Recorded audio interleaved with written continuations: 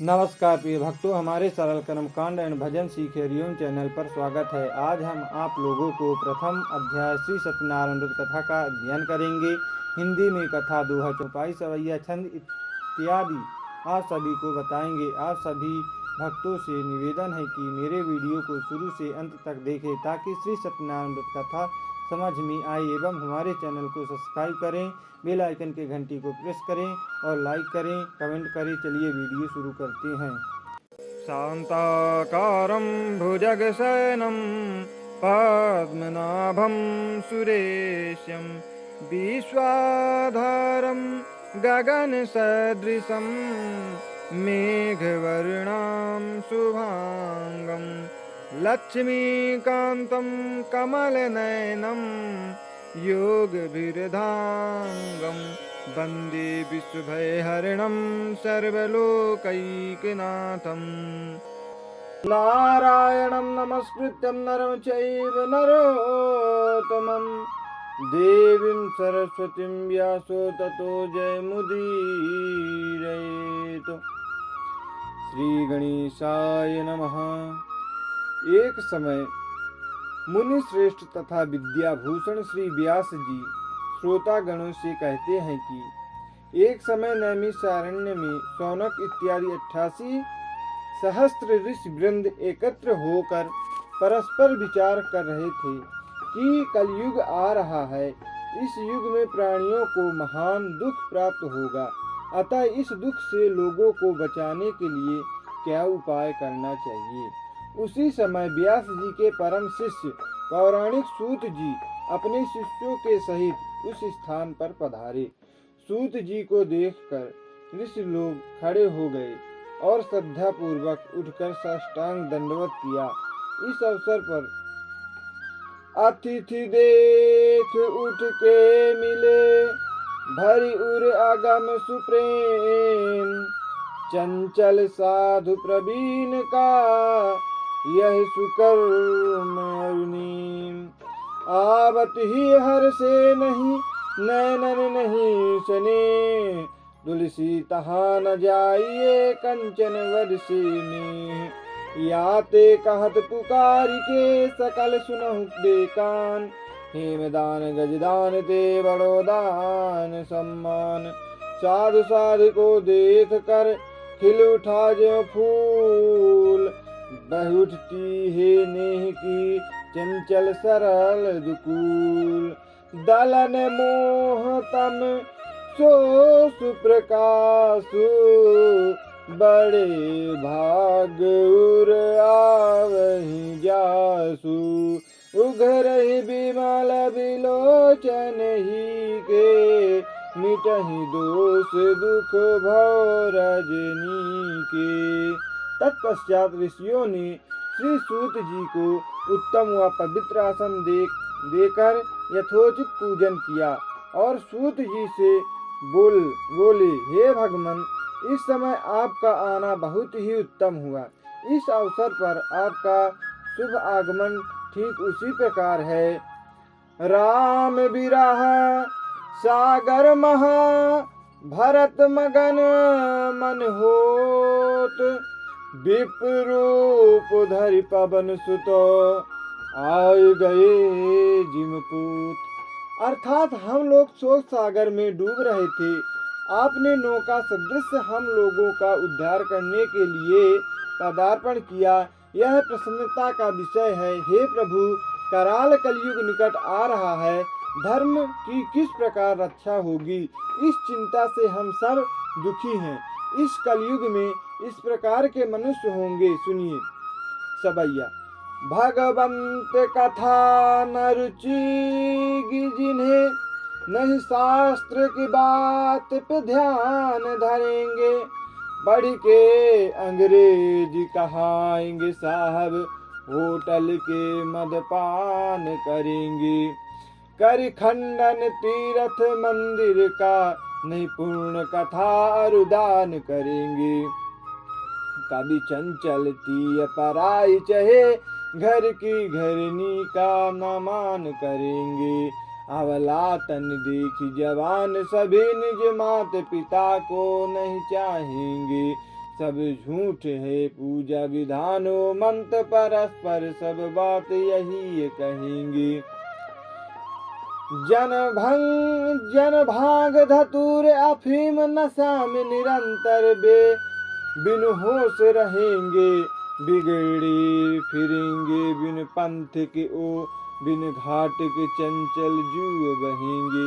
अतः हे भगवान, व्रत अथवा तप करके जिस प्रकार वांछित फल प्राप्त हो वह कृपा करके कहिए, ऐसा हम लोगों की इच्छा है।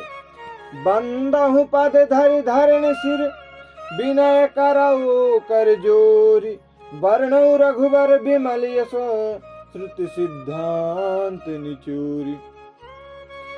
अति आरत पूछौ मुनिराया, रघुपति कथा कहूँ करि दाया। सौनकादिक ऋषियों की प्रार्थना पर सूत जी बोले, ऋषिगण आप धन्य हैं, आप जैसे मनुष्य ही सत्य पुरुष कहे जाने के योग्य हैं, जो कि परोपकार के लिए चिंता करते हैं और दुष्टों से कष्ट पाने पर भी उनको सुख ही देते हैं। गोस्वामी तुलसीदास जी ने ठीक ही कहा है, तुलसी संत सुअम्बु सम, फूल ही फल ही पर हेत, इतते ए पाहन हनत, उतते बेफल देत। साधु चरित शुभ सरिस कपासु, निरस विशद गुण मैं फल जासु। जिहि सहि दुख पर क्षुद्र दुरावा, बंदनीय जेहि जग यस पावा। भले भलाई पे लहे निचाई नीच, सुधा सराहे अमृता, गरल सराहे मीच। हे परोपकारी सौनकादिक ऋषियों, इस प्रकार लक्ष्मीपति विष्णु भगवान से एक बार नारद मुनि ने भी पूछा था, जिस प्रकार आप लोग मुझसे पूछ रहे हैं। इसलिए संध्या करने के बाद जिस प्रकार इस प्रश्न का उत्तर श्री भगवान ने दिया था, उसी प्रकार मैं आप लोगों के समक्ष कथन करूंगा। सौनकादिक ऋषियों ने कहा, अति उत्तम, हम लोग भी संध्योपासन कर लें, क्योंकि किसी कवि ने कहा है, जो उठ प्रात नहात नहीं, दिन सात चले यही विधि जाको, अच्छ की माल न भाल विभूति, न देत जुअर्घ सदा सविता को। संध्या विधि करते नहीं जो, दिन तीन न ध्यान धरे जुमा को। द्विजराज बने निज काज तजे, गनिये से ब्राह्मण शूद्र प्रथा को। इसके पश्चात संध्योपासन से निवृत्त होकर सब लोग श्री सूत जी महाराज के सामने एकत्र हुए। सूत जी ने ऋषियों से कहा, हे ऋषियों, दंत चित्त होकर मेरी बात सुनो, क्योंकि एक साध सब सधे, सब साधे सब जाय, पानी देव मूल को, फूल ही फल ही अघाय। खेती करे वनिज को धावे, दो में एक हाथ न आवे। यदि तुम्हारा ध्यान किसी और तरफ रहेगा तो न मेरे उपदेश से लाभ उठ सकेगा और न अन्य ही कार्य बन सकेगा। हे ऋषियों, एक समय नारद मुनि परोपकार की इच्छा से नाना लोक में भ्रमण करते हुए मृत्यु लोक में आए। सत्य है, पर काज के हित तजै निज कारज जन संत, सुख पावै उर में अधिक मिले उन्हें भगवंत। वृक्ष नहीं फल भकत है, नदी न चबे नीर, पर कारज की कारिणी संतन धरा शरीर। मृतलोक में नारद ने देखा कि जितने मनुष्य हैं सबके सब अनेक प्रकार के दुख से दुखित हैं और भांति भांति की योनियों में जन्म लेकर अपने पापों को भोग रहे हैं। कौतेली का बैल बना दिन रात, दिए छपनी चक घूमत है, को हस्त बना पग सकल ले, परिबंधन में नित झूमत है। को श्वान हिलावत पूछ रहे, दुत कार्यों में पग चूमत है। कभी चंचल देह अनेक धरे, यह जीव इते उत घूमत है। ऐसे प्राणियों को क्लेश युक्त देखकर मुनि अपने मन में सोचने लगे कि उनका दुख किस प्रकार दूर हो सकता है। यही मन में सोचते हुए वीणा बजाते हुए तथा हरि गुण करते हुए विष्णु लोक पे गए। इसका वर्णन तुलसीदास जी ने इस प्रकार किया है।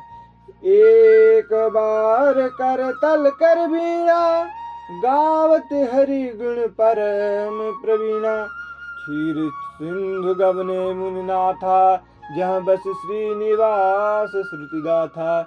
हर्ष मिले उठी रामानिकेता, बैठे आसन ऋषि समीता। अतः विष्णु लोक में पहुंचकर नारद मुनि ने देखा कि शुक्ल वर्ण भगवान 4 भुजाओं से युक्त हैं और चारों भुजाओं में क्रम से शंख चक्र गदा पद्म तथा कंठ में वनमाला, तुलसी कंद मंदार परि जातस्य चंपकई, पंचभीर ग्रंथिता माला वनमाला विभूषिता सुशोभित है। ऐसे देवों के देव तथा स्वामी भगवान की नारद जी स्तुति करते हैं। हे भगवान, आपको साष्टांग दंडवत है। आप वाणी और मन से परे हैं, आपको प्रणाम है। आपके अनेक रूप हैं, आपकी शक्ति अनंत है। आप आदि मध्य और अंत से रहित हैं। आप निर्गुण और तीनों गुणों सत रज तम की आत्मा तथा संपूर्ण प्राणियों के आदि कारण एवं अपने भक्तों के क्लेश दूर करने वाले हैं। जय दुष्ट संहारी भव भय हारिणी, जय आदि न अंता। जय असुर विनायक धर्म प्रकाशक, गावहि वेद अनंता। जय जन मन रंजन पाप प्रभंजन, सुखकारी मुनि संता। चंचल नर नारी अति दुख भारी, मुक्त करहु भगवंता। इस प्रकार नारद जी के मुखारबिंद से स्तुति सुनकर भगवान ने नारद जी से पूछा, हे नारद, आपका आगमन वैकुंठ लोक में किस लिए हुआ? आप क्या चाहते हैं? हे महाभाग, आप मुझसे कहिए, मैं उसका यथोचित उत्तर दूंगा। सूत जी बोले, मृत्युलोक के जन सकल, हे युत क्लेश अनंत। किहि उपाय से मुक्त हो, मोसु कहूँ भगवंत। हे भगवान, मैं मृत्युलोक से इस समय आ रहा हूँ। वहाँ जितने मनुष्य हैं सब अनेक प्रकार के क्लेश से युक्त हैं और नाना प्रकार की योनि में जन्म लेकर पाप कर्म में लीन हैं। दीन मलिन दरिद्र कुमूरख, बुद्धि विवेक बिना अभिमानी। तस्कर लंपट ज्वारी तथा अनिच्छित दुष्ट महा अज्ञानी। अन्न न पावत भोजन को, अरुपान को पावत शुद्ध न पानी। चंचल शोक बिहाल सभी नर, सृष्टि कुचिंतन से लपटानी।